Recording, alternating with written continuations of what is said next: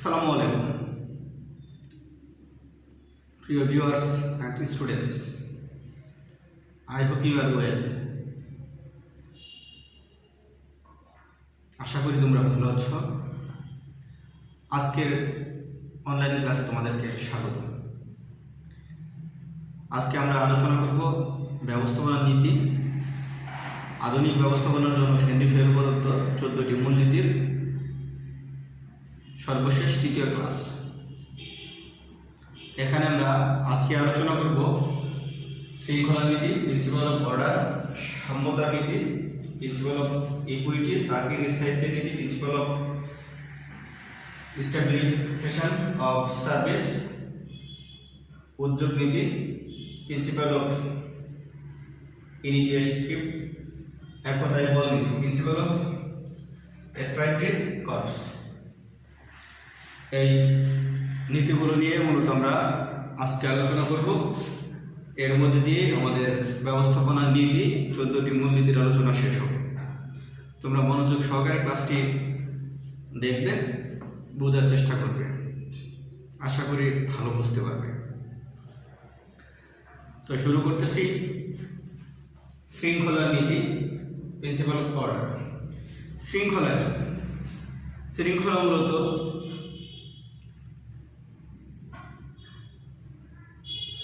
সুন্দরভাবে সাজানো গোছানো, সাধারণ অর্থে যা বোঝায়, পরিপাটি,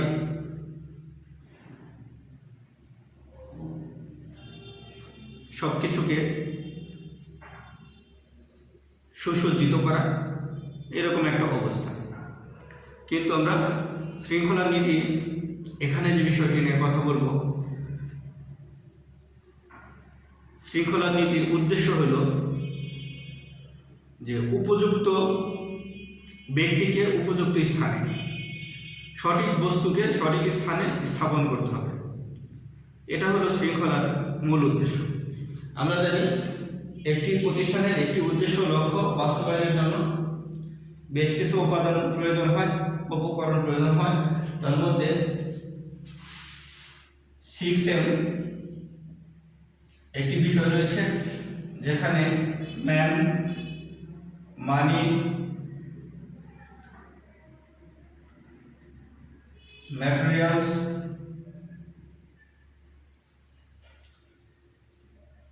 মেথড,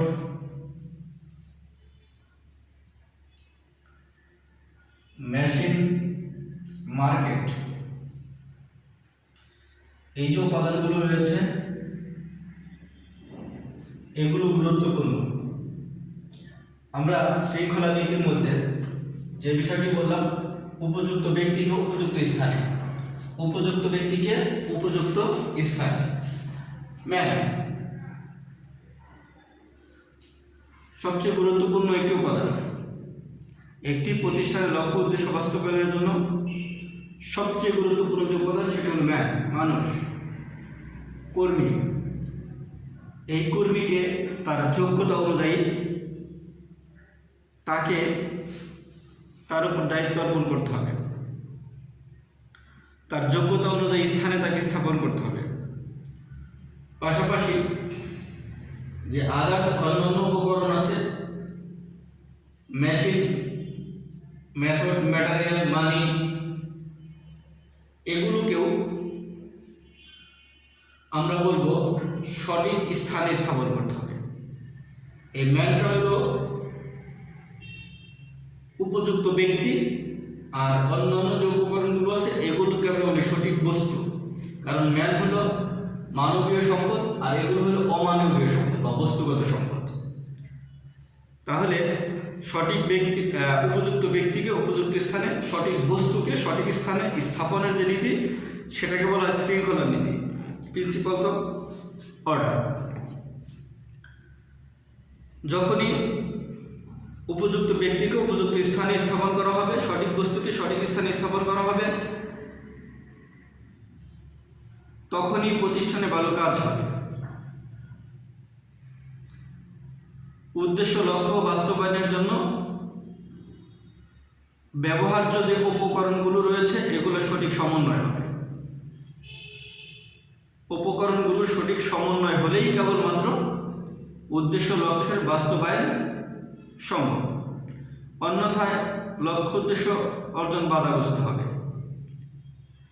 ব্যক্তির সামর্থ্য অনুযায়ী কাজ করিয়ে নেওয়া সম্ভব হবে না, এতে প্রতিষ্ঠান ক্ষতিগ্রস্ত হয়। আশা করি তোমরা বুঝতে পেরেছ। এরপর আমরা আলোচনা করব সাম্যতার নীতি। সাম্যতার নীতি, প্রিন্সিপাল অফ ইকুইটি। বিষয়টা আমরা বলব ইকুয়াল, সমান। একটি প্রতিষ্ঠানে কর্মরত যে ব্যক্তিবর্গ রয়েছেন প্রত্যেকের প্রতি সমান সুদৃষ্টিপূর্ণ আচরণ, স্নেহ, ভালোবাসা প্রদর্শন এ নীতির মূল উদ্দেশ্য।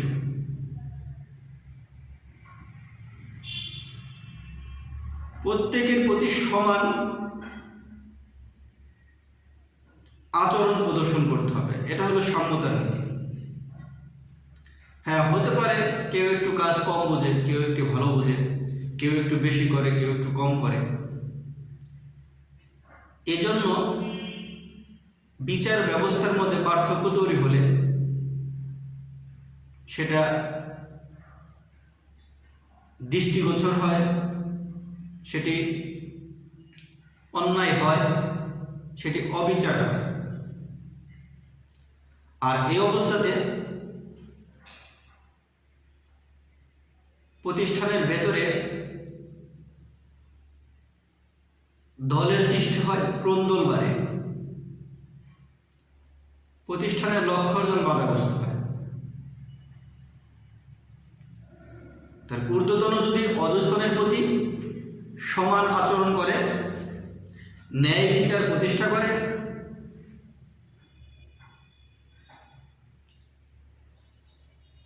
তাহলে ঊর্ধ্বতন ও অধস্তনের সম্পর্ক ভালো হয়, উভয়ের মধ্যে সৌহার্দ্যপূর্ণ সম্পর্ক গড়ে ওঠে। প্রতিষ্ঠানের কর্মীরা ভালো কাজ করে, তাদের ব্যক্তিগত সামর্থ্যের সর্বোচ্চ ব্যবহার তারা নিশ্চিত করার চেষ্টা করে। অন্যথায় অধীনস্থরা ঊর্ধ্বতনের প্রতি খারাপ মনোভাব পোষণ করে, তাদেরকে ঘৃণা করে, আড়ালে তাদের ব্যাপারে নিন্দা করে। এজন্য সমান দৃষ্টি, সমান আচরণ, স্নেহ, ভালোবাসা প্রদর্শন করলে প্রতিষ্ঠানের ভেতরে সম্প্রীতি বাড়ে, সৌহার্দ্যপূর্ণ সম্পর্ক সৃষ্টি হয়, কর্মোদ্যম পরিবেশ তৈরি হয়। আশা করি বুঝতে পেরেছ। এরপর আমরা চলে যাচ্ছি চাকরির স্থায়িত্বের নীতি, প্রিন্সিপাল অফ স্ট্যাবিলিজেশন অফ সার্ভিস। চাকরির স্থায়িত্বের নীতি। চাকরির স্থায়িত্বের নীতি প্রতিষ্ঠানে নিয়োজিত যে কর্মী রয়েছেন, যে ব্যক্তিবর্গ রয়েছেন, প্রত্যেকের চাকরির স্থায়িত্ব বিধান করা উচিত। এতে কর্মীদের নিরাপত্তা বোধ ও মানসিক স্বাচ্ছন্দ্য বৃদ্ধি পায়, ফলে কর্মের প্রতি তাদের দক্ষতা, যোগ্যতা বৃদ্ধি পায়। চাকরির স্থায়িত্ব বিধান করা হলে কর্মীর মধ্যে কর্ম উদ্দীপনা দেখতে পাওয়া যায়, তাদের মানসিক অবস্থা ইতিবাচক হয়, মনোবল বৃদ্ধি পায়, কাজের দক্ষতা বৃদ্ধি পায়, সর্বোপরি তাদের দ্বারা ভালো কাজ করিয়ে নেওয়া সম্ভব হয়। আর চাকরির স্থায়িত্ব না থাকলে প্রত্যেকটা কর্মী চাকরি খুঁজতে থাকে, ভালো সুযোগ খুঁজতে থাকে, আর ভালো সুযোগ পেলেই তারা তাদের নতুন গন্তব্যে চলে যায়। এতে করে শ্রম ঘূর্ণায়মানতা সৃষ্টি হয়।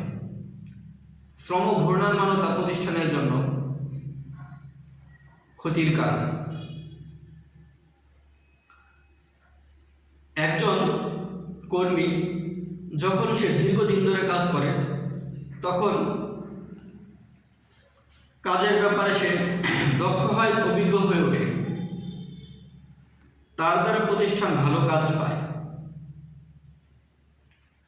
অপরদিকে ঘন ঘন চাকরি পরিবর্তন, নতুন মুখ প্রতিষ্ঠানে ভালো কিছু দিতে পারে না।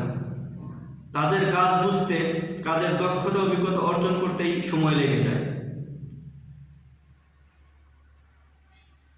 তাকে শিক্ষানবিশ হয়ে অনেক দিন কাজ বুঝতে হয়, শিখতে হয়, যা প্রতিষ্ঠানের জন্য ক্ষতির কারণ। এজন্য প্রত্যেকটা প্রতিষ্ঠানের উচিত চাকরির স্থায়িত্ব নিশ্চিত করা, কর্মীকে স্বাচ্ছন্দ্যে কাজ করার সুযোগ সৃষ্টি করা। যে প্রতিষ্ঠানগুলো স্বাচ্ছন্দ্যে কাজ করার সুযোগ সৃষ্টি করে, চাকরির স্থায়িত্ব বিধান করে, ওই প্রতিষ্ঠানগুলো অবশ্যই লাভজনক খাতে নিয়মিত পরিচালিত হবে। অন্যথায় প্রতিষ্ঠান এর ভেতরে হাহাকার, হতাশা, অনিশ্চয়তা বিরাজ করবে। শুধু কর্মীর জীবনের না, প্রতিষ্ঠানেরও হাহাকার নেমে আসে। এজন্য উভয় পক্ষেরই উচিত কর্মীর কাজের স্থায়িত্ব সৃষ্টি করে দেওয়া, তাকে মানসিক স্বাচ্ছন্দ্য নিয়ে কাজ করার সুযোগ তৈরি করা। আশা করি বুঝতে পেরেছ। এবার আমি চলে যাচ্ছি উদ্যোগ নীতি, প্রিন্সিপাল অফ ইনিশিয়েটিভ। তো উদ্যোগ নীতির মূল বক্তব্য হলো কর্মীকেও কাজের সুযোগ তৈরি করে দেওয়া, কর্মীকেও কাজের সুযোগ তৈরি করে দেওয়া। সব ভালো সুযোগ নির্বাহী প্রধান, প্রতিষ্ঠান প্রধান, ঊর্ধ্বতনর কাছ থেকেই আসবে। ভালো পরিকল্পনা শুধু তারাই করতে জানে, বিষয়টি সঠিক নয়। ভালো একটি পরিকল্পনা, ভালো একটি সিদ্ধান্ত অধীনস্থ যিনি নিম্ন স্তরে কাজ করেন তার কাছ থেকেও আসতে পারে। তার ভেতরেও সৃজনশীলতা রয়েছে, তার ভেতরেও নতুন কিছু করার সম্ভাবনা রয়েছে, সেও নতুন কিছু আবিষ্কার করতে পারে। এজন্য হেনরি ফেল যেটা বলেছেন যে কর্মীকে উৎসাহিত, অনুপ্রাণিত, যথোপযুক্ত সুযোগ সৃষ্টি করে দেওয়া উচিত, যাতে করে সে নতুন সুযোগ, সম্ভাবনা, কোনো পরিকল্পনা প্রতিষ্ঠানের জন্য দিতে পারে। তার মানসিক অবস্থাকে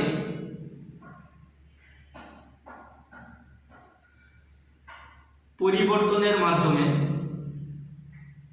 সুযোগ তৈরি করে দিতে হবে। তাহলে প্রতিষ্ঠানের প্রতি তাদের আগ্রহ বাড়বে, উন্নততর কর্মনৈপুণ্য প্রদর্শন করা তাদের পক্ষে সম্ভব হবে। তারা তাদের সামর্থ্যের ব্যবহার করতে শিখবে, তাদের কাজে দক্ষতা বৃদ্ধির সুযোগ পাবে। আশা করি তোমরা বুঝতে পেরেছ। এখন আমরা আলোচনা করব একতাই বল নীতি, প্রিন্সিপাল অফ স্প্রাইটলি কর্পস। একতাই বল নীতির মূল উদ্দেশ্য হল সম্মিলিত প্রচেষ্টা। সম্মিলিত প্রচেষ্টা এর মূল উদ্দেশ্য। প্রাতিষ্ঠানিক উদ্দেশ্য লক্ষ্য অর্জনের জন্য শুধু ব্যবস্থাপনা ঊর্ধ্বতন কর্তৃপক্ষ কাজ করবে, অথবা শুধু ব্যবস্থাপনা নির্দেশনা দেবে, অধীনস্থ কাজ করবে, এরকম নয়। ব্যবস্থাপনা অধস্তন একত্রিত হয়ে ঐক্যবদ্ধ হয়ে কোনো উদ্দেশ্য লক্ষ্য অর্জনের জন্য কাজ করবে। এটা হলো একতাই বল নীতির মূল উদ্দেশ্য। যখন উভয় পক্ষ একত্রিত হয়ে কোনো লক্ষ্য উদ্দেশ্য বাস্তবায়নের চেষ্টা চালাবে, তখন ওই উদ্দেশ্য লক্ষ্য বাস্তবায়ন হবে। ব্যবস্থাপক একজন নেতা, প্রতিষ্ঠান প্রধান একজন নেতা, একজন নির্বাহী একজন নেতা। সে যদি শুধু এতটুকুই করে, পরিকল্পনা তৈরি করে বলে ভাই তুমি করো, তাহলে সে ভালো কাজ করবে না। আর যদি বিষয়টা এরকম হয়, আমি করছি তুমি দেখো, তারপর তুমি করো,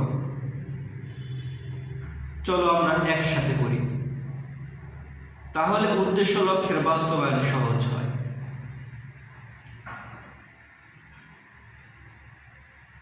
হেনরি ফেয়েলের যে বক্তব্য, সেটা হলো উভয়ে মিলে একত্রিত করতে হবে।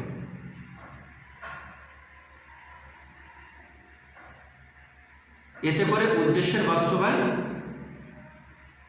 সহজ হবে। 10-এর লাঠি 1-এর বোঝা, আর 10 জনে যে কাজটি করতে পারে সেটা একজন করলে অনেক কষ্টের। এজন্য 10 জনে মিলে করলে কাজের সহজ সমাপ্তি ঘটবে। আশা করি তোমরা বুঝতে পেরেছ। আজকের আলোচনা আমাদের এতটুকুই ছিল। আমরা হেনরি ফেয়েল প্রদত্ত 14টি মূলনীতি 3টি ক্লাসে শেষ করলাম। এটা ছিল আমাদের 3য় ক্লাস। ভালোভাবে সকল ভিডিওগুলোই দেখবে। সমস্যা হলে আমাকে জানাবে, আমি তোমাদের সাথে আছি, সমাধান করে দেবো ইনশাআল্লাহ। ততক্ষণ ভালো থেকো। খোদা হাফেজ।